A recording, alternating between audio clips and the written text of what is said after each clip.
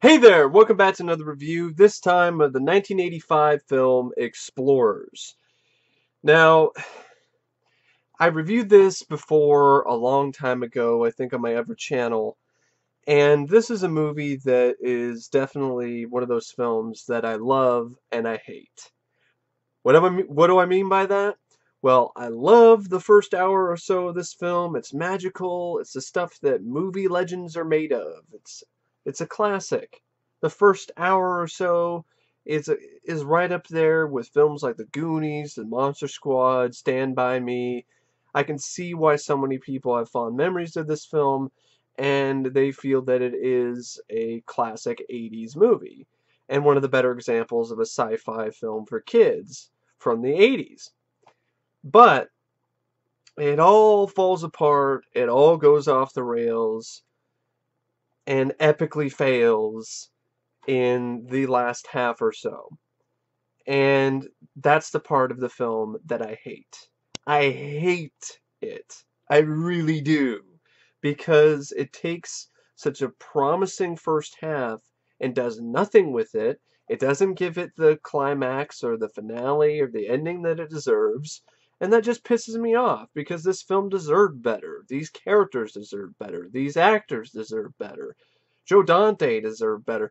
This is not the ending that this story deserved.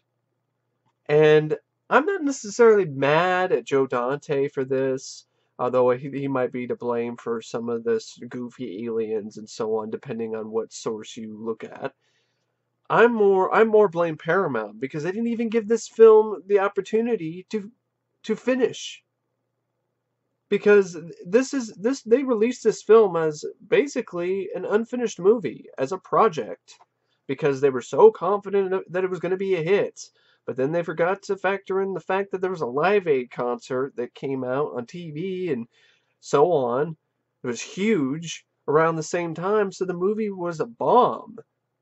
It got middling reviews by critics, and it didn't make that much money in the box office.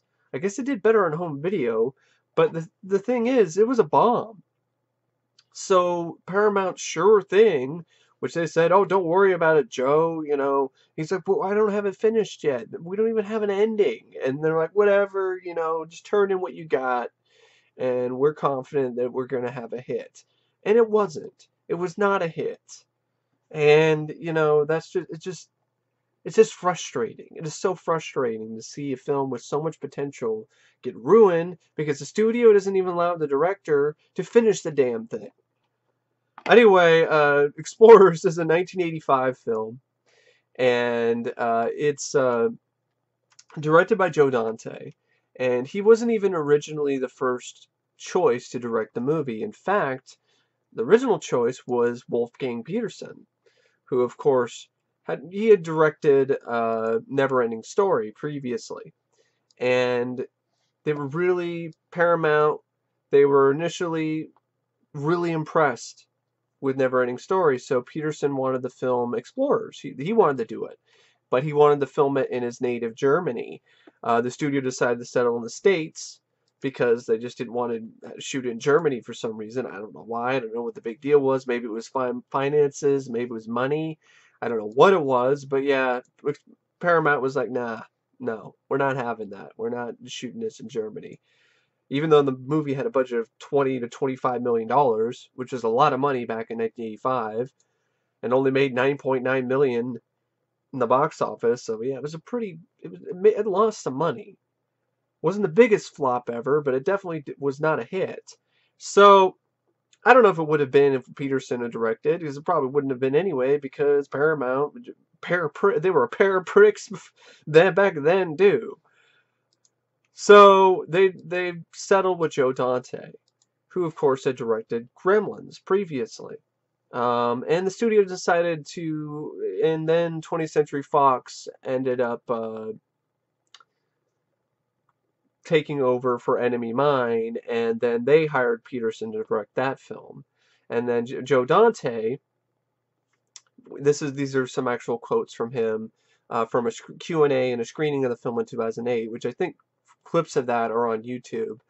He says the funny thing about it is that when I was first given the script, I was coming off of Gremlins, and at a rare point in my career, I was like, "Hey, let's get this guy." And he says he liked what he read, but he didn't feel that there was a third act. And he says at the end, when the kids went to the planet, they go and play baseball. That was the plot. It seemed like that wasn't quite enough. I disagree with Joe. I think the baseball thing could be used, and I got an idea of how it could be used and incorporated into the ending. It's a lot better than a bunch of annoying, silly, "What's up, Doc?" aliens, if you ask me. While discussing the script with Paramount executives, they said, "We can work on it while we're making the picture," which essentially is, we don't have time for you to hire another screenwriter or to work on this, without we don't have time for you to give time to this project. We can work on it while we're making the movie. And Dante said the writer Eric Luke, uh, and he and Eric were improvising what they were going to do while the film was being made, which is always a problem. There are rare instances that where this works out and it works admirably, and the film turns out good, the script is fine. But most of the time when that happens, it's usually a disaster. The film is unfocused, and it's kind of what it is. It feels like two different movies. You got the first hour, which is more grounded in reality, a kind of a coming of age film, but with a sci-fi slant. And then the last half is some goofy, silly, zany shit that's not, it doesn't even feel like it's from the same movie. It's very off-putting, and it just comes out of nowhere. So, most recent example that I could probably use as a comparison is 20th Century Fox's their Fantastic Four movie. The first hour is a completely different type movie, and then the last 30 minutes is is your typical summer blockbuster. You can tell when reshoots were done, and you can tell that there was a completely different there were competing visions going on from the director and the studio and so on. It was probably the set was probably a lot worse on Fantastic Four than Explorers, but it's the you get the gist of what I'm saying. So yeah, so Dante and Eric Luke worked on the film. The movie was also the first American motion picture that Industrial Light and Magic actually co-produced. And this is a big deal for ILM. And this opened the doors for ILM to do effects for films like Inner Space, which they ended up winning an Oscar for. So yeah, so that's definitely a milestone for Explorers, which, it's not really a milestone film for very much other than for ILM working with a major studio, but it's it's a nice stepping stone for ILM.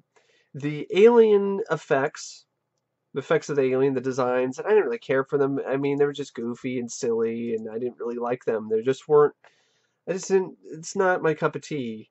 It just looked like a live action cartoon, and it just didn't work for me. They were done by Rob Bottin, and Rob Bottin did a great job. I mean, like he always does, but he's not the problem. It's the designs that were accepted and the designs that were asked for by the studio and by Joe Dante and the writers. Um, so and Robert Picardo, who plays one of the aliens, I believe he plays the male alien. Yeah, he plays Whack. And he did not have a good experience shooting this. He says the alien makeup was the most uncomfortable that he has ever worn. The Whack makeup was like having a typewriter balanced on his head, and the father was like balancing a TV because he also played the father. And which I find that kind of ironic. He talks about playing the father was like balancing a TV on top of my head, and these aliens are all obsessed with TV, and it's all about TV. And so he says, whilst the crew were enjoying lunch, he would have to sit there and take the pain, which drew him to tears and actually caused open lesions on his head. Wow, I gotta say, I'm sorry, Robert. Like I mean, that's a lot to deal with for arguably probably one of his most forgettable and kind of most embarrassing roles of his career, if you ask me. He walk around this suit with a big green fat alien ass waddling around like he's a turkey. It's just, yeah, not really the best role for Robert Picardo. Um, and this is the same guy who probably dealt with the makeup for The Howling. And apparently that wasn't nearly as bad as dealing with the makeup for Explorers. Now, Explorers features a pretty strong cast. I mean, you have Ethan Hawke, who plays Ben Crandall. This is his feature film debut, and for a feature film debut, I think Ethan Hawke, he knocked it out of the park. I think he really did a really great job here. He's definitely one of my favorite characters in this film, and I honestly, this is one of my favorite Ethan Hawke movies, despite of the fact that it's flawed. I still like the film. I don't hate the movie. I find it at best average, or actually, I don't think that's fair. I would say I find it above average, but it just it could have been a classic. It could be great if it just had an ending that was worthy of its of its really imaginative and fun and fast paced and really likable first half. You also have River Phoenix, who plays Wolfgang. This is also the acting debut for River Phoenix. Um, he grew up in communes in South America, so he was somewhat unfamiliar with the popular culture of North America. So during rehearsals, it became a running joke that when he would attempt scripted, well-known words and phrases, he would usually pronounce them incorrectly. Phoenix was originally considered to play the role of Darren Woods, which would go to Jason Presson, but Dante chose Jason Presson to play him.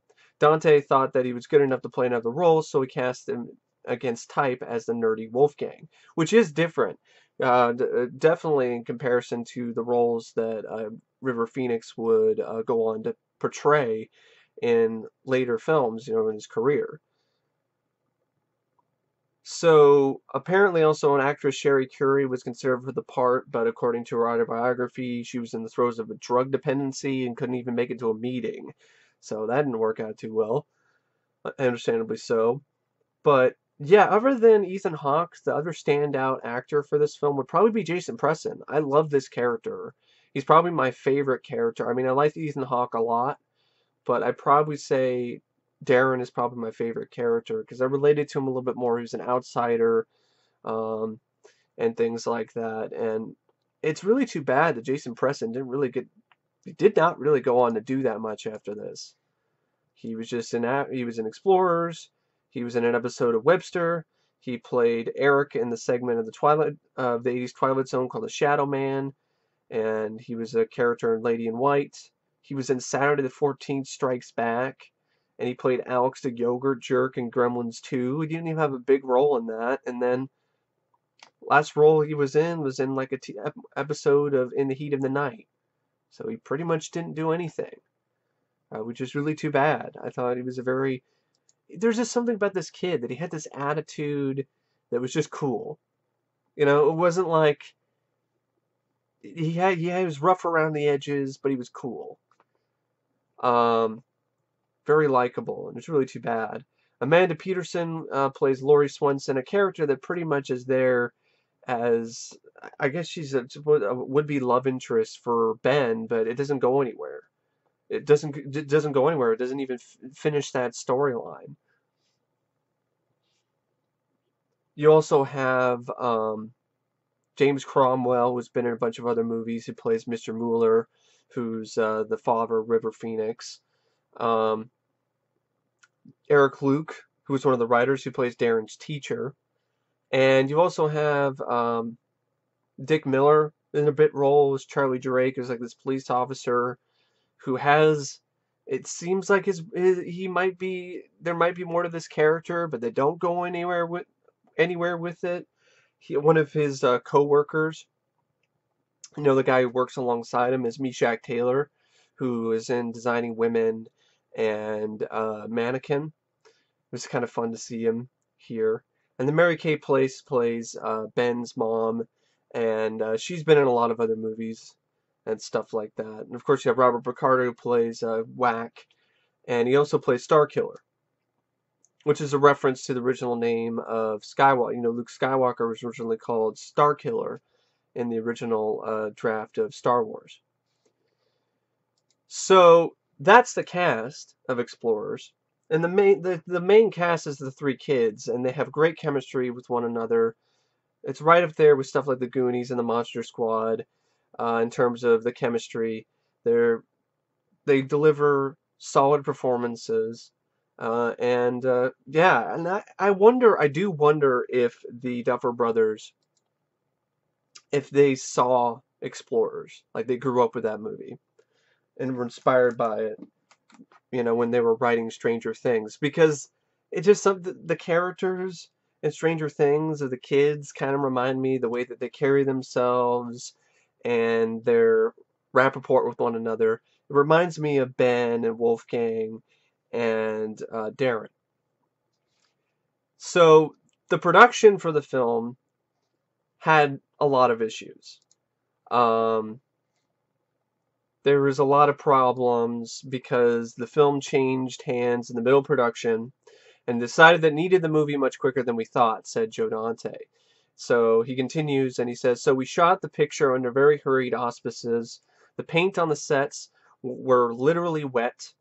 And when the kids stepped into the spaceship, they sunk into cement because it wasn't dry.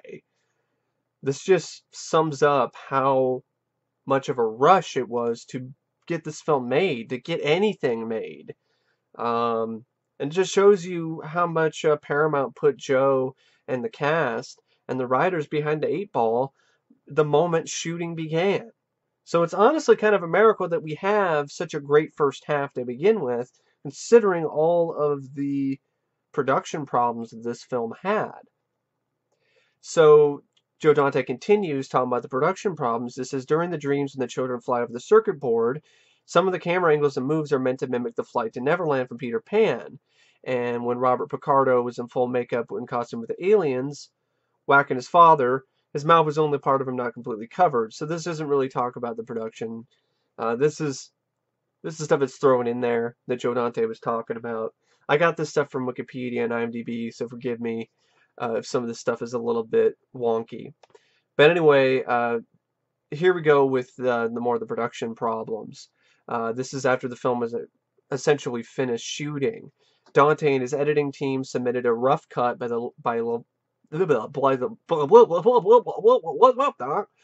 late spring of 1985, and according to director Joe Dante, the original rough cut of the movie that he and his editors put together was around 3 hours and 15 minutes long. So this is a movie that's about 106 minutes, 109 if you count the deleted scenes, which were in the theatrical cut, but I can see why they were cut out and really add much to the film. A 3 hour and 15-minute long cut? What happened to that other footage? I'm curious about it, I have to admit. And apparently Dante tried to find it and had no luck. But Paramount wanted to take advantage of the busy summer market, so they, decided to change the initial release date of late August to early July. And they simply said to Dante, just stop editing the picture. We're going to put it out, and we got a perfect date for it, and we know it's going to make a lot of money. And like I said earlier, it didn't. And Dante says there was about an hour and a half worth of footage that was left out on the cutting room floor. There was a lot of spiritual kind of stuff in the movie that didn't make it in at all. There's a theory that was around at the time, the world mind, and it was a concept I thought was interesting. We started to get into it, and there was no way to make any sense out of it, so we just dumped all that. Now, the only picture where that theory is even mentioned is Exorcist 2, unfortunately. Yeah, if a lot of that extra footage deals with that theory, I can see why that got cut. Because, the only other film that mentions that is Exorcist 2, The Heretic. Then, yeah, there's no business being in Explorers. And that sounds like a whole different thing, too. That doesn't sound like it belongs in this movie where these kids, these friends, get together and just decide they find a way to create a sphere that enables them to fly. So they decide to make a spaceship. I mean, I don't think that would belong in this plot to begin with. So sequences had to be redubbed according to Dante, including one near the end where the boys are under a tree to give the film a sense of closure. The young couple in the drive-in, where he calls the special effects fake, is supposed to be Ben's brother. Dante says there was a whole family subplot that is completely missing. That might have been interesting to see.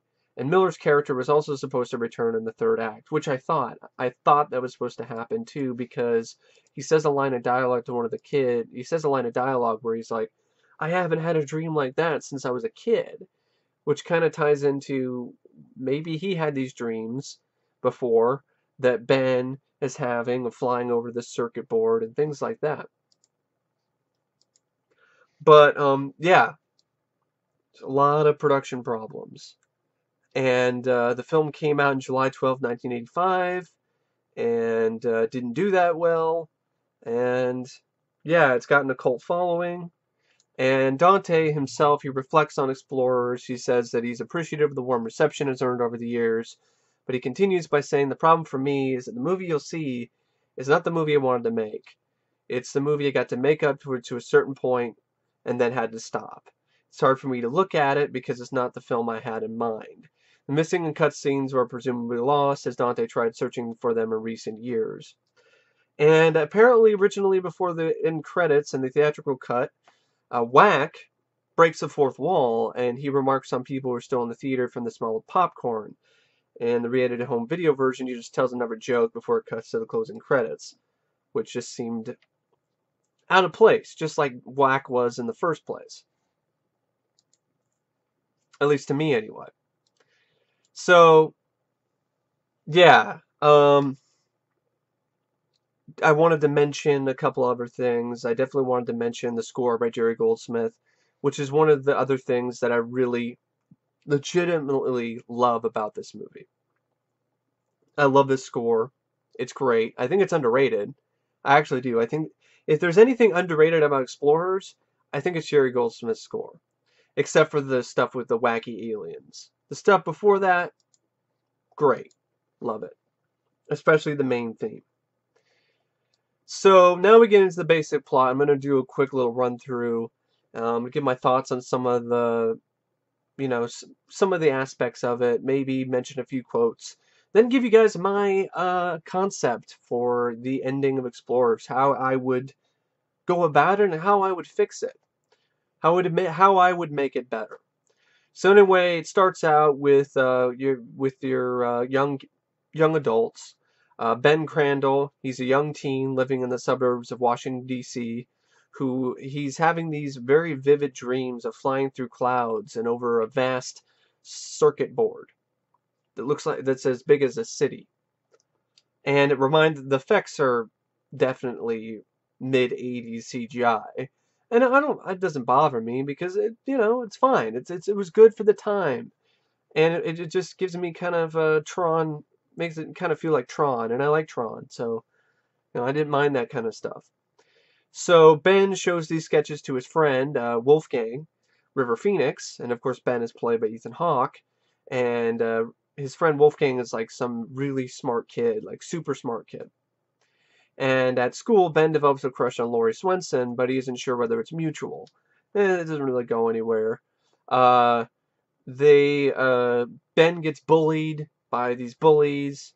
He fights back. There's where you have a fun line of dialogue where this bully's trying to give Ben shit, and Ben is saying things like, he's talking about how he has elephantitis, and the bully is all like, "What do you mean? What do you mean elephantitis? What do you mean like that?" And then eventually, because he wants to impress Lori, he's all like, "Elephantitis is when something gets bloated and ugly, like your ass." So there's some fun lines of dialogue in this. Another one I like is when Darren, he goes and says a remark when they're first getting ready for their first flight in the Thunder Road, and he's all like, "Nice try, X-Lax." Uh, I like that line. So anyway, they he gets bullied a bit, but then he defends himself. Darren helps him out, and so they develop a little bit of a friendship. He's kind of a punkish kind of kid, he's kind of he's rough around the edges, but he's likable. He has a nice personality, Um, and they shared their circuit board concepts with him. Wolfgang builds an actual microchip based on Ben's drawings. The chip enables the generation of an electromagnetic bubble of some kind that surrounds a predetermined area.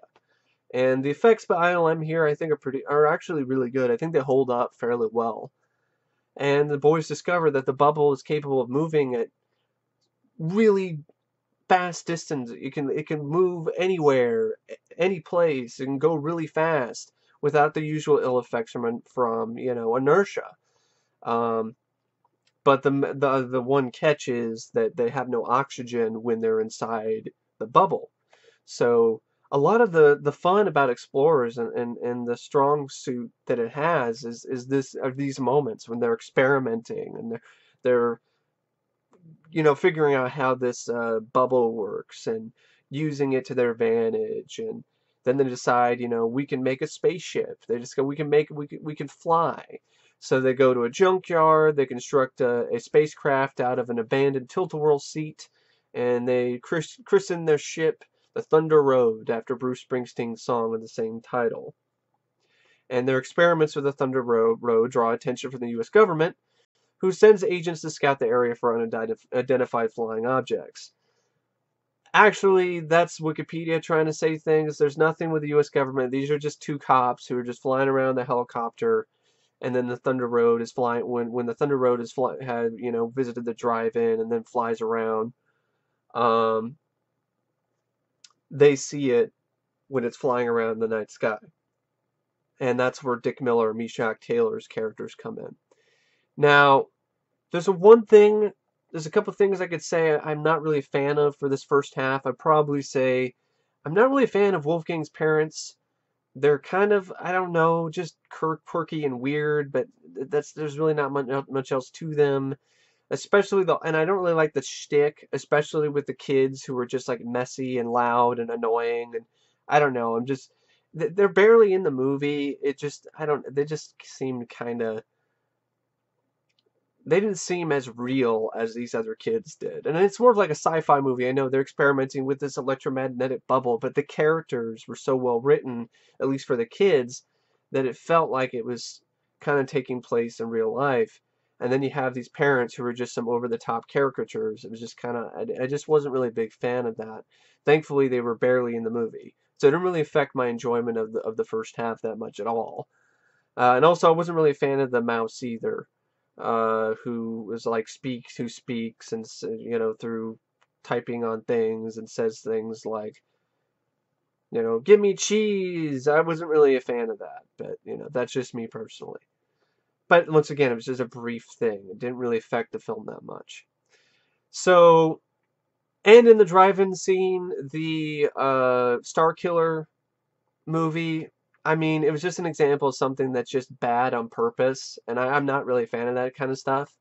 So if you're gonna try to be unintentionally funny, that's fine. But no, this is just bad on purpose, and it's hard. It really was hard to believe that this is a modern film. I don't know if that's what they meant, or if it was meant to be an older movie. I don't know what it was. It was just it seemed out of place. I didn't find it that funny. And I just wish they just showed like an old 50s sci-fi movie. Like one of the ones that Ben watches at home, like War of the Worlds or This Island Earth or Earth versus the Flying Saucers or something. Um, so anyway, but when they first fly, it's a really cool effect. I like the design of the Thunder Road. It's junky, but it looks practical. It really does. It's junky, but it definitely looks like something. It looks like there's creativity behind it. It's surprisingly difficult to create a design for a spaceship like that that's made out of a bunch of spare parts and to make it actually look functional. Um, so anyway, and I like that, and it doesn't look like trash either. Like it has a trash can on the front, but it doesn't look like trash. There's something very charming about it.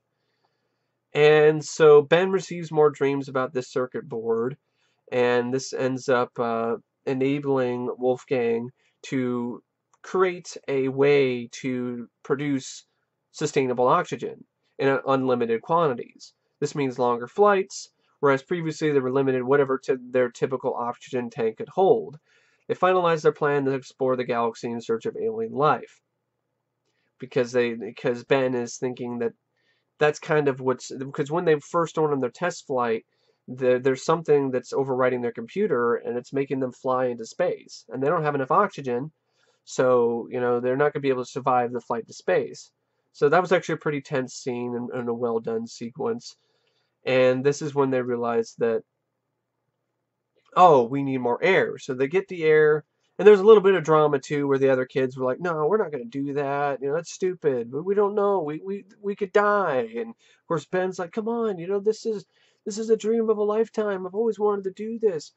And they were like, "Whatever." And then they find a way to have unlimited oxygen, and they're like, "Hell yeah!" I mean, who wouldn't? I mean, that's what's so likable and fun about this first half is these are likable characters. These are solid kid actors. You relate to them, you like them, and they get to go on an adventure that anybody their age would have loved to have gone on. I mean, I know I would have go on an adventure with my friends, in a space, and we build a spaceship and we get to fly it into space. I mean, that's cool. That's awesome. I mean, and if you think about it, there really wasn't a movie like this for kids until Explorers. It's such a wasted opportunity. It's just so frustrating that it ends the way that it does. So sadly, this is where the film starts to fail for me.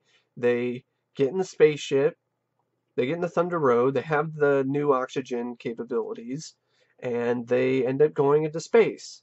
The personal computer controls get overridden, and then the Thunder Road is then brought aboard a much larger spaceship. It's pretty good practical effect design as well, model work by LM. It kind of looks like they recycled like the Bird of Prey in some ways, like especially the front of it. So the boys then venture out to meet their captors. And there's a nice little scene stop motion where there's like robot stop motion spider, but then it starts acting goofy. This hose comes out and starts sniffing the kids, and then like it grabs a photo of Lori that's in Ben's back pocket and goes woo woo, and then it's uh, and then they first see one of the aliens. They see Whack, and he goes, "What's up, Doc?" Like he's Bugs Bunny.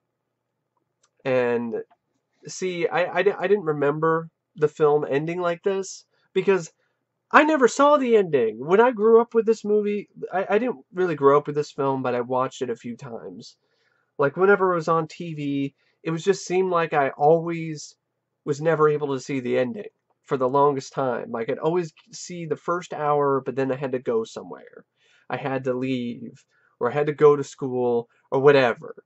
And it wasn't until fairly recently when I saw the ending, and I was just so disappointed. And there's even a line of dialogue where Whack is all like, "Well, we didn't want you to be disappointed," and I'm like, well, it's too late for that because this "What's up, Doc" all around the world, quoting TV and being annoying is an absolute disappointment. It really is. It's an incredulous disappointment. It's an incredulous that they even went this route. Like, what was Joe Dante and the writers smoking when they came up with this? What they thought of this? You have a sci-fi film for kids that's somewhat grounded in reality for the most part, but it still manages to be entertaining and not boring. And then you have a bunch of silly, stupid shit that wouldn't even be funny in a Looney Tunes cartoon. So they meet their alien captors, Whack and Neek, and really you should call them a whack off. You got Whack Off, and I'm trying to think of another thing. You got Whack Off, and you got Neek, or Knee, or No Thank You, or just... So you have two one's a green skin, and Whack is, and there's another one that's the female one that's like pink. And so their knowledge of Earth comes entirely from our TV shows and commercials. So the young explorers talk with their extraterrestrial hosts, who are then, which isn't really much of anything. It's just annoying and stupid. The jokes aren't funny. I mean, if the jokes were funny, then maybe I could deal, but they just aren't. They aren't funny. They're cringe-inducing. This whole sequence just slows the film down. And honestly, it doesn't slow the film down. It brings the film to a screeching halt. It's like it just got in a car wreck. It's going really well, going at a good speed, going at a good clip, and then bam, it just hits like a semi or something, and it just wrecks right in front of your eyes, and it's just such a sad sight to see. It really is. So it doesn't get any better either, because they then there's a larger alien vessel that looks like a trash can or like a trash car or like the thing that, the vehicle that picks up your trash. And so the aliens fake that it's an attack by space pirates, and they urge the boys to leave. And the kids are in the process of doing so when they're cut off by a big giant, a big giant alien who bears a close resemblance to the other two, who gestures furiously while just saying a bunch of gibberish. It's just annoying, and it's so bad. It really is. It's so fucking awful. And as it turns out, Whack and Neek are brother and sister. They're just a bunch of kids. They've taken their father's ship out for a joyride, sending the dreams to the boys in hopes of meeting humans, and transmissions of old black and white movies have kept the extraterrestrial populace at a distance, except for the curious Whack and Neek, due to the humans' depicted violent tendencies towards alien life. That's one aspect of this sort of thing that has some potential, but it just feels kind of forced anyway. It's like, hey, there's a kind of serious thing that kind of ties into Ben's, his kind of obsession with old 50s sci-fi movies. But then it just doesn't really work because these aliens are anything like the aliens that he's been watching in those other movies. And I guess it's trying to throw you for a loop, and it sure does, but it's not the good kind. Yeah, it's different, but that doesn't mean it's good. So they Whack and Neek's father, he's just blah blah blah blah and being stupid and annoying, and he's a fat fuck. He's like, got a giant belly and these things on his head, like arms on his head. It's just not a very good design either. And so the kids, they get Ben, Wolfgang, and Darren. They get back on the Thunder Road and they leave the spaceship. And that's only after Whack and Neek gives the boys a parting gift, which is some amulet, which according to the aliens is the stuff dreams are made of. And the first hour of this film is stuff that dreams are made of. But the last half is stuff that shit is made of, which is more shit.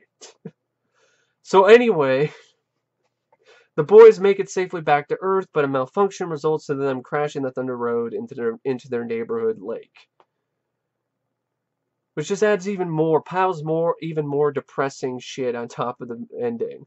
Oh, we got a very let down, disappointing, shitty reveal of these aliens, a lame sequence on the spaceship that just literally it does feel unfinished, and it just feels rushed. It looks that way. And then they crash the Thunder Road. You've learned to love the ship. It sinks. She was a good ship, and she didn't need to fucking sink. There was no need for that. So now they're back to square one, or so they think. A week later, Ben has a dream at school where he envisions another circuit board while flying through more clouds overhead, and he also has a dream where he's in a classroom, and he looks at the amulet, and he looks back at Lori, and then he also sees the Thunder Road in the same room. And then it cuts to Ben, he's in this dream where he's flying over the clouds over more circuit boards, and then Wolfgang, Darren, and Lori then are in the dream with him at the same time. And they say the circuitry is really complicated, and they wonder where this one will take them once it's constructed. And they're like, I can't wait to find out. And then Laurie smiles at Ben and holds his hand, and they fly like they're Superman. And then it just end credits. You can tell the movie wasn't finished. So anyway, yeah, this review will be however long it's going to be because there's just a lot to talk about. There's a lot to talk about when it comes to this movie. So anyway, now we get to, I'm going to probably end this review with my idea of how I would end the film, how I would fix it. So here's how I would fix Explorers. First off, get rid of the silly, goofy aliens. None of that. Make them more humanoid. I'm thinking more, something along the lines of the creature design for Enemy Mine, or some of the aliens, humanoid aliens that you see in Star Trek The Next Generation. Something like that. I would have 3 aliens. I would have 1 boy alien, 1 girl alien, and 1 older male teenage alien who is like their father figure. And here's how I would have the whole thing where with the spaceship. Instead of the kids stealing their father's car, they have a spaceship and it's their home because they're orphans. Their parents died or something, or space pirates killed them or something. So their home is on a spaceship. They get a lot of entertainment out of television from from Earth, but they're curious to what other things Earthlings do for fun.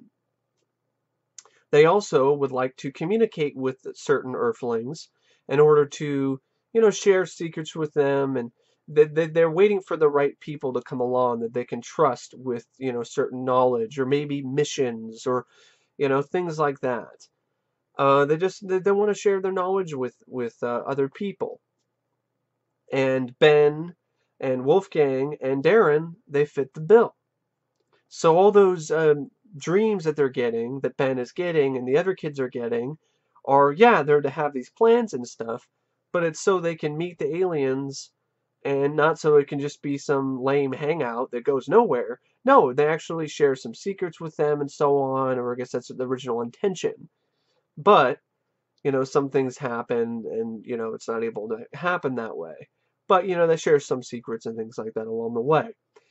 So I would keep the ship design the same. I would even keep the build up. When the ship gets sucked onto the spaceship, the same. I'd even keep the robot spider, but instead of making it like a comic scene, I'd make it as like a nice little moment of suspense where the spider is malfunctioning or something. It's like a security robot, and it's getting ready to attack the kids, and the kids are saved by one of the aliens, like the boy alien. And instead of the first interaction between the kids and the alien being "What's up, Doc?" or some stupid shit like that, it's more natural. And that's a nice way to introduce the aliens. And then they meet up with the other aliens, they talk with them. Ben gets to realize his dream and actually talk with aliens that actually can tell him about secrets and can tell him about things and about the universe and stuff like that. But I'd still have them be kids.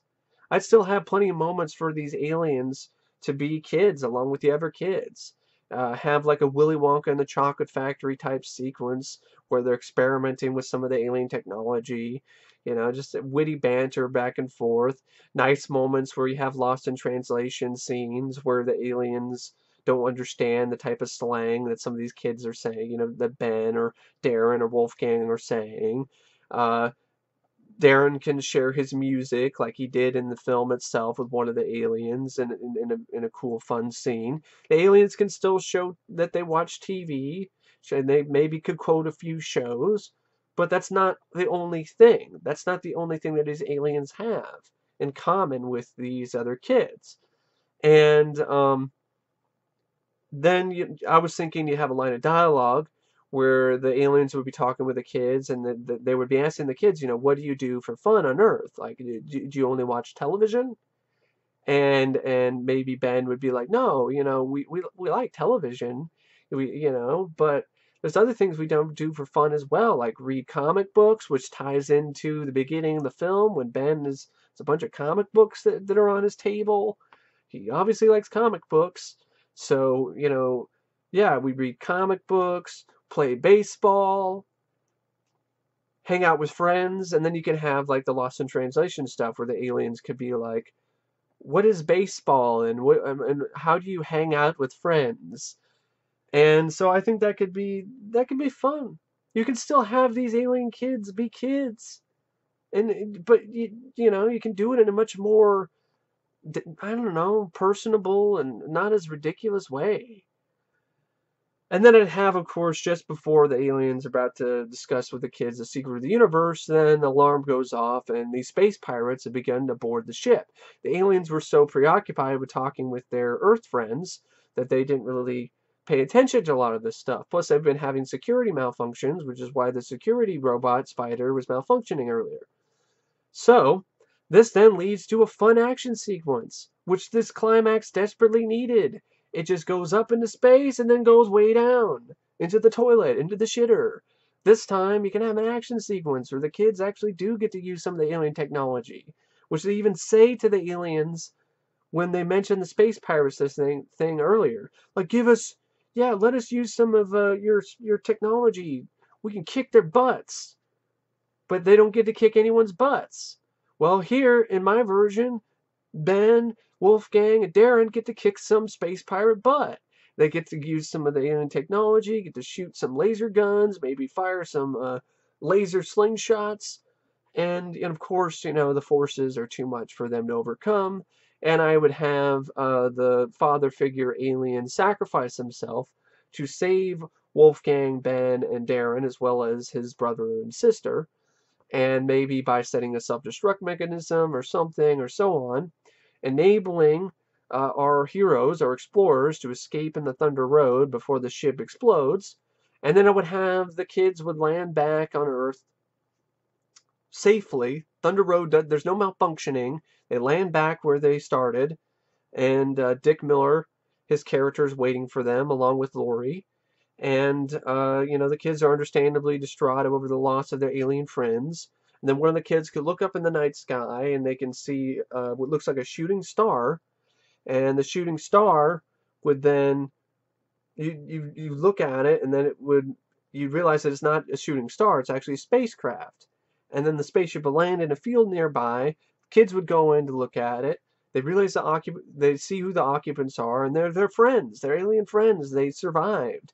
They managed to escape from the spaceship in a little spaceship of their own before it exploded. And then I would have the aliens and the kid, the aliens, Ben, Wolfgang, Darren, Dick Miller's character, and Lori. And Dick Miller's character, just so, I actually do give him a name, because he has a name. His character is Charlie.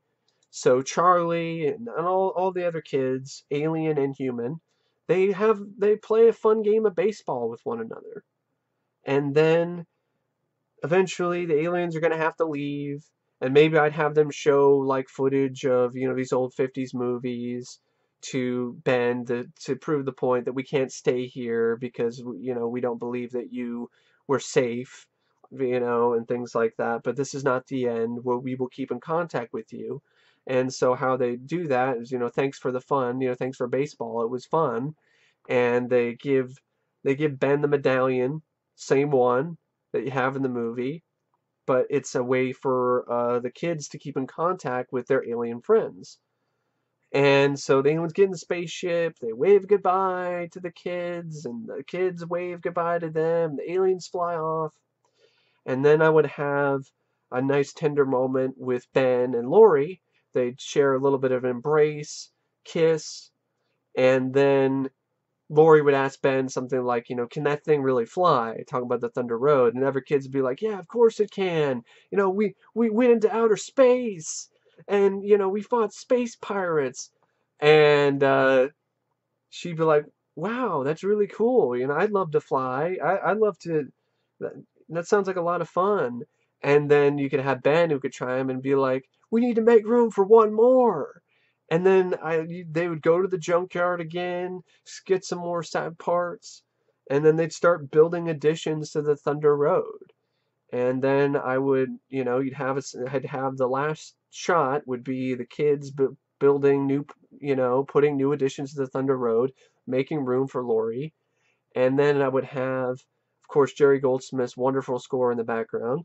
And then I would have the camera then pan up towards the night sky and end credits. If the film ended like that, I would love it. I would love this movie. I would defend this movie to the ends of the earth. This would be right up there with Monster Squad and the Goonies and so on. But it doesn't end like that. It's got "What's Up, Doc" and annoying fat aliens, and it's just really disappointing and frustrating and just puzzling. And it doesn't end. It has certain storylines that don't really end. They just stop. So, you know, that's just my personal opinion about Explorers.